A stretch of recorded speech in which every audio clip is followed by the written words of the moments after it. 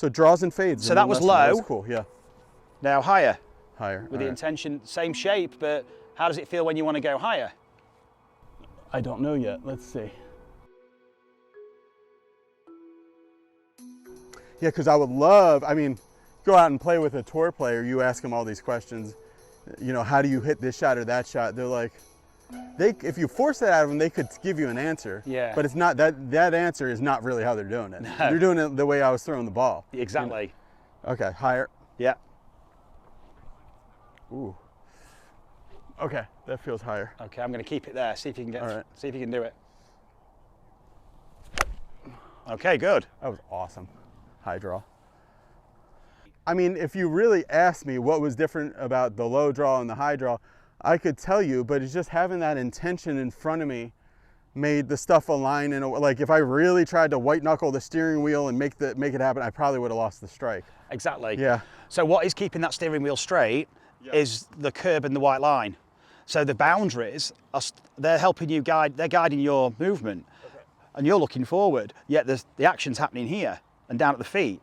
So it's kind of externally focused, is really helping you optimize your awareness for where you are. So what you've got to do is explore this space and match up the action to the intention. So all right, let's try something a little difficult that we were doing in our lesson. Yeah. Where I start off with the intention here and then you move it. Yes. To this way, because we were trying, I was getting somewhat of an okay backswing, but then still just kind of lazy with the torso through. When Marcus moved that hoop and that intention to the left, and I really had to feel uncomfortable. Exactly. Yeah, exactly. And because we trained the body to recognize these patterns, you were tapping into them in the swing, but to really fine tune it. And this is how you phase your practice. So you don't just practice the same thing and try and drill it for 100 times in a session. Yeah.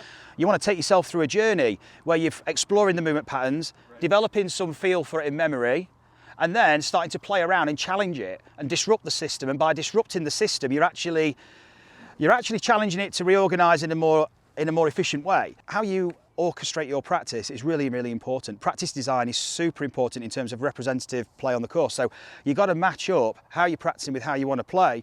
So here, very much focused on the feelings, the movements that are associated with the feelings, obviously the outcome, because we're outcome focused. So we're working to the ball flight, but ultimately challenging how you move, challenging your skill set, and it's got to. We're seeing how you can adapt in the moment. So talking about in the moment, if you just take your setup again, Brendan, without the ball first, and just no ball. We're going to change it in swing. Mm-hmm. And because we've already trained the system, the body to recognise how we're moving, it's going to feel safe. So we can swing and then we change it. So I want you to swing back, and then before you swing down, look where the hoop is. And then, yeah, exactly. I got to look a little earlier. Yeah. And again, this time I'm going to move it a different way.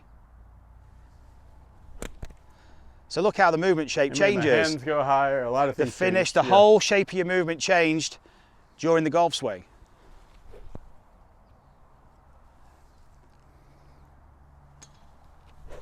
Oh, that was more straighter than Okay.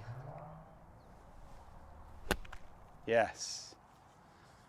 So we've got this ability to adapt in the moment. Yeah, I mean, that's the parlor trick that all the tour pros do. They're like, they make a backswing, you call a shape, and they hit it. Yeah. Okay. Also, just staying there at the side of the ball, have a couple of swings for me now. I'm going to do it this side. So you're going to now relate where you're going here to the through swing. Okay, now swing it forward first. Swing it forward to get some momentum. Swing it forward.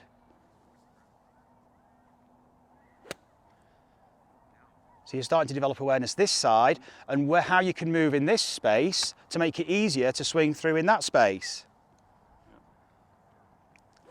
And you can use the template of the clock face.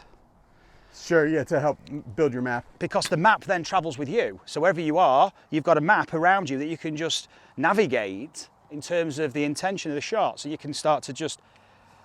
For people watching at home that don't have somebody like holding a hoop, for them using the power of their imagination or whatever, come over here and just like give us some ideas of what they could do, you know, on the range. So you can use if there's someone with you, great. And if they can't hold something, it's not always safe, by the way, to be studying someone's. Studying someone's way. But what you could do is have 3 different objects. Maybe not the same. So you could have a bucket. You could have a balance pad. You could have a. I've got this sensory mat here. You could use that, and then you swing back, and it could even be 1, 2, or 3, or it could be mat. It could be pad. It could be anything. And so you swing back, and now you've got to swing. You've got to swing in the direction of that object. Okay. So how able? So let's do that. We've got pad, basket, mat, Spikes. spikes, basket, pad. Yeah. So if I'm going to the basket both ways, would be. Now swing back for the basket, and through for the spiky. Okay. Swing back for the basket and through for the pad. Now swing back for the basket and through for the basket. So we can start to recognise where we are in this range. Then you can start to play around with the direction, hitting shots. Should I try basket pad like we did? Yeah, or pad or spiky. Swing back for the spiky, swing through for the spiky. Okay. Great shot. With your tour players, are they playing like the same shape like 80% of the time? Like they have their shape that they like? Yeah, generally. Or do you like them to be able to hit all shots or what? The ability to play all the shots. Right. Naturally, they're going to find a preference which is suitable to their patterns, the way they use the ground, the dimensions, the physicality, the way they move, even how they see it on their eye. So these things play a big role in terms of how you see it visually, how you prefer to move. It's very much individual specific. So there's at no point do I get in the way of that. All I'm doing is providing options. So, but then supporting those options with all this sensory-based approach, so that they can refine their movements and essentially improve how they move, with the intention of the shot that the kind of stock shot, because all players generally have a kind of stock shot they like. So it's kind of supporting their ability to play that with the ability to regulate. It's all about self-regulation, because you're never playing the same shot twice. You're playing similar shots, but it's repetition without repetition. So we've got to essentially attune ourselves to variability, which means we need to practice. And when you practice in this kind of environment, you can start to navigate yourself and essentially find that sweet spot. Where is the sweet spot here in this map for you with your movement? I'm going to try in terms of the pad both ways, I guess. Yeah. So therefore, that's going to really place the demand on your club face, because you're going to have to close the club face to the path to play the draw. Oh, you're saying all 3 of these shots would be finishing center? Exactly. Oh, yeah. That was a great shot. And there it's drawing. Awesome. Now, I think the hardest shot to hit, a lot of people have said this, would be just staying straight. Yeah. You know. And that for me, that would be true. And that, yeah, absolutely. You've got to match up a lot of things, and there's much less affordance in terms of the performance. So here, you can actually feel the ranges. So you could practice swing to the left, just make a practice swing to the spiky, practice swing to the left, on the way through. Now to the right, and now here to the pad, and now the middle to the basket. Okay, I'm just going to cycle through that spikes, pad,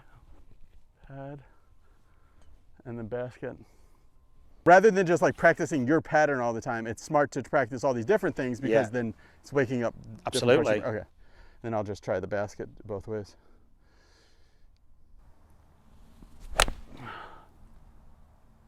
So going back to earlier when we were throwing the ball. Yeah. Okay. Your awareness with your right hand was fantastic, but with the left, not quite. No. So you can do the same thing here now in terms of backhand throws with the lead hand. Would that be useful? Yeah. Golf swing wise, I mean? Because it's a two-handed sport. Sure. So it's kind of recognising where we are in space with the whole body, because this thing's going to happen so fast, we've got to trust our intuition in terms of movement. So intuition is experience and knowledge. So once we've got the knowledge of where we're moving and the experience of going there, we can go there at will, at speed, with practice. But first of all, we've got to be able to have some level of control. If I'm intending to throw over there, and it goes somewhere else, there's some distortion in the system, it's noisy. The noise to signal ratio is affected. So suddenly now, when I ramp this up, and I've not got the luxury of looking where I'm going, I've got pressure of the golf course, I've got intention behind the shot, I'm playing my mates, I've got to get close and win the hole. Suddenly, the whole scenario changes, and it can affect essentially how we recognise movement. It just becomes so distorted. So we can start to clean the system up. So here, for example, you could do the same thing, but with your lead hand and just feeling these directions, and then with different trajectories. So higher, lower, medium, or you could go high and left, or high right, low left. So you're starting to feel this space. Then you could do some little swings with your lead hand. What a great exercise for you guys at home is to take two clubs, say a 7-iron and 8-iron, place the slightly longer club in your lead hand, grip it a bit lower down and make some swings. So the clubs travel in tandem with each other, so they're parallel. Can you actually sense both clubs traveling in the same way at the same time? So they're always parallel and the clubs are rotating together, and you change direction. That crossing swords. Yeah. And then, exactly, then going higher and then lower. Can you feel these directions? Or do they clatter? Or does one do one thing and one another? So are you able to attune yourselves bilaterally? By that I mean both sides of the body. We're all generally one side dominant. So here, feeling this space, and then holding that place, you can drop the club with the trail hand, re-grip the club, and now swing back and through to that exact place. And then from here, hold this place, and now swing back and through to the polar opposites, now to the pad. And now to the black, to the basket. And then go where you like, go in between. Go to the right, in between the pad and the basket, go in between the basket and the spiky. So you're starting to play around with this space. We've got the luxury of a grass range here, so we've got some feedback from the leading edge, the bounce, the club, the angle of attack. We've got some feeling of release here. We can feel where it is. So how steep do I need to go in that direction? Because what you find is people who tend to swing to the right swing very shallow. Low point starts to move back. So how can you get the low point forward while swinging right? Can you shift that contact with the ground further forward while swinging to the right? Then can you change direction and go left? So straight away you're placing some real demands on the body, but if you map it this way, you can start to feel where you need to go. And then when you need to play the shots, those inside to out pass, those outside to in, they become more familiar. Recapping what we learned in this video, Marcus, you really have to have a clear intention externally of what you want to do. Most golfers, if you ask them, hey, what are you thinking on this shot, or what do you want to do? They might say like, oh, well, I want my hip to lead, and then I want my elbow to come here, and then I snap it out there. And then the other end of that is if you ask a major champion, like who's playing the best golf of their life, hey, what did you feel over that 8-iron? They would be like 100% external. Like, well, I wanted to start it over here and then draw it around there, and I wanted to skip a couple times and go. Like, you'll hear nothing between the brain and there. But I think where most of us are, and it's even like major champions when they're working on their game, because I've talked to Patrick and some other players, it's not super internal and it's not super external either. It's this like kind of medially external stuff that we're doing here, where you're kind of, because this is not part of your body, but once you're holding it, it kind of is. It becomes an extension, yeah. It's like a prosthetic limb. Right. When you're starting to move this in space and starting to think externally about like kind of directing it, it allows all these swing faults and stuff that you've had before and thought that you can't get over. It's a new way of doing it that I think you can really explore. You don't need to know or look where the club is to be able to sense it. But you have to wake that part of your brain up. Yeah, so just doing this and feeling it with the fingers. Yeah, that was the first video I saw of yours, was with Alex Belt, and you would hold that upside down. So you would point at a spot and you'd say, okay, touch that. Yes. Then make a swing. Oh yeah, yeah. And then so go through this as the last thing that you did with So Alex. I'd say start here, so touch this, now swing back and through. So I'd call a shot as well. So I'd go here, so start here, now I'd say low cut. Okay. And then we'd play golf shots. All right, I'll hit one shot like this. Alex is, way better. Yeah, multiple tour winner, so so he can do this kind of thing. So I've never tried this, but this is really So interesting. starting over here, okay, and we'd say, yeah, let's go low cut. So you're really now challenging the body in the moment. What would the point of this be? Okay, so this is being able this to, is awareness it's of the- spatial awareness, and it's differentiation in terms of move space back and a little movement. bit. Yeah. What I would suggest you do is keep the thing in motion. So so even though the club's still, you don't have to be. So you can be paddling the feet, you can be just stomping the ground gotcha. slightly, you can be moving. So so now you've got some dynamism in the system in terms of, so it's paddling the feet, both feet. There we go, off you go, low cut. Okay. Okay, and again. Cut. Oh. Over here, that's it, okay, high draw. Oh, Drew. And again. For the cut is thin, the draw is fat, but Now this is here. interesting. Okay, bit further away. Okay. Okay. Fade. Okay. In California, we call that El Josel. Spanish term. Now it's not uncommon this, Sure. because it's such a difficult challenge, but it's what it's doing is it's heightening our And it's awareness. fun. Well, the thing is too, like, if I was just hitting shots, right, from everything's perfect, and the ball's going like this, then I'm down on myself and upset. When I'm doing this, it's like I don't care. Exactly. Because I know it's hard. The pressure's off. Yeah, yeah. But that's not to say you'd stay in this space for a long time. This is how you phase your practice. You've got to. So now It's a if I'm journey. going- So now just make a swing back and through for a shot that you want. Picture the shot. Yeah, perfect. So what it's doing, it's disrupting the system with the sole purpose of optimizing the system when you go back and stabilize the environment. This is a very unstable environment in terms of recognition of when we're starting from here. But now it's more recognizable, it's more familiar, so your body feels more stable, but it can perform better. And try to hit it really low, Marcus. Okay. Beautiful. Yeah, that's good.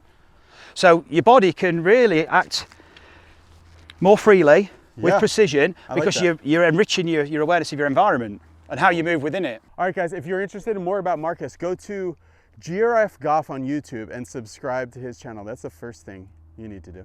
Second, there's a little join button at the bottom of this. I'm going to be putting up a lot of the raw footage and other stuff under the join button here on Be Better Golf on YouTube, and click the subscribe button if you're not watched. We're going to be doing additional golf schools with Marcus here in the United States coming up in the next few months maybe. So send me an email if you're interested. We're thinking about Orlando, Texas, or again here in California. See ya, bye.